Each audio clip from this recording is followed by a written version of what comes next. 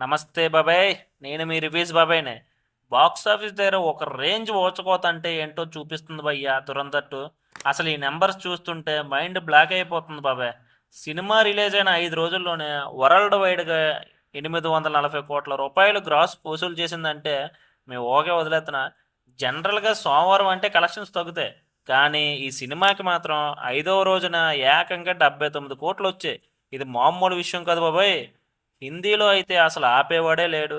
5 రోజుల్లోనే అక్కడ 513 కోట్ల నెట్ కలెక్ట్ చేసి జవాన్ మూవీని, యానిమల్ లాంటి సినిమాలను రికార్డులు తిరగరాచింది. చాలామంది పుష్ప 2తో కంపేర్ చేస్తున్నారు. పుష్ప 2 అంటే మొదటి 5 రోజుల్లోనే 899 కోట్లు కొట్టి కొంచెం ముందంజలో ఉంది. ఎందుకంటే పుష్పకి తెలుగు, హిందీ రెండు చోట్ల హెవీగా వచ్చాయి. కానీ దురంధర్ 2కి మాత్రం మేజర్గా హిందీ నుంచే వస్తున్నాయి.